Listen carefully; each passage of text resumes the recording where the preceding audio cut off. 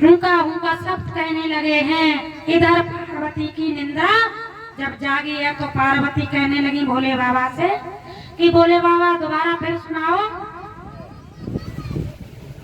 मैं तो सो गई थी। भोले बाबा कहने लगे अब कथा दोबारा नहीं सुनाई जाती है। तो भोले बाबा सोचने लगे कि तो फिर हुंका किसने दिया है, हुंका शब्द कहां से आया है। भोले बाबा ने जैसे क्रोध किया तो वहां पर कबूतर अपने रूप में, इंसान रूप में प्रकट होकर के भोले बाबा के चरणों पर गिर पड़ा है। जब भोले बाबा के कदमों पर गिर पड़ा है, कहने लगा है प्रभु मैंने ही कथा को किया है, आप चाहे दंड दो या क्षमा करो।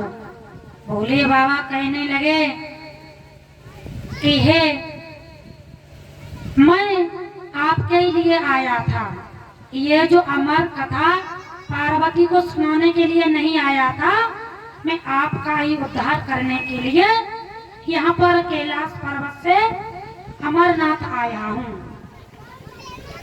इधर तोते ने भी कथा सुनी है। बताया है कि वहाँ पर एक अंडा था, उसमें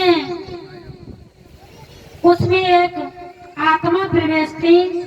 उसमें जैसे ही कथा प्रारंभ हुई वैसे ही वहाँ से तोता रूपी आत्मा वहाँ पर सुनने लगी।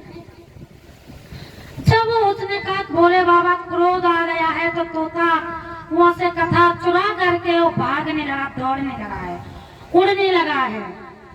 भोले बाबा ने कहा इसने मेरी कथा चोरी से सुनी है, क्योंकि जिसने सुनी थी वो तो आकर के प्रणाम करने लगा और इसने चोरी से सुनी है। अब आगे आगे भोले बाबा, आगे आगे तोता और पीछे पीछे भोले बाबा। पार्वती को छोड़ गए अमरनाथ। तोते ने जाकर के व्यास की पत्नी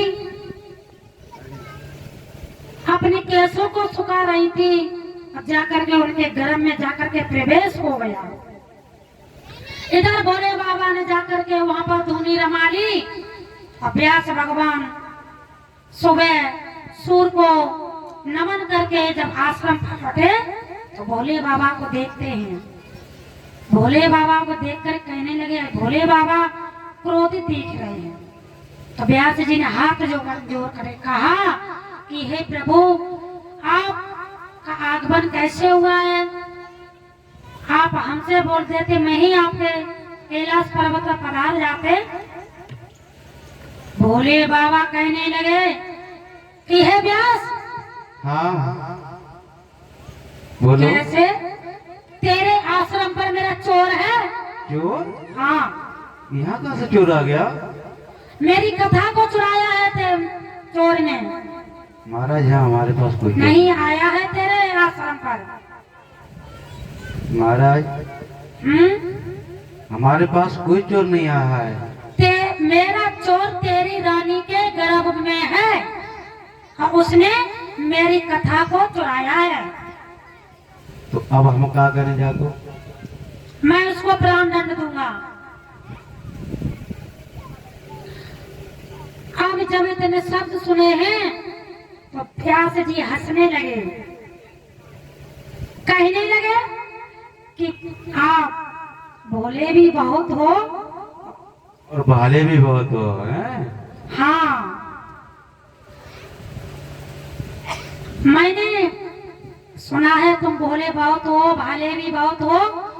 आप ये बताओ, आपने जब आपकी अमर कथा को चोर चुरा करके ले गया है और उसको आप मारने के लिए आए हो और आपने अमर तो कर ही दिया है, फिर उसे प्राण दंड कैसे दोगे? बात तो सही है। हैं? हाँ। तो भोले बाबा कहने लगे अब तुम्हें अपने वचनों से हार गए।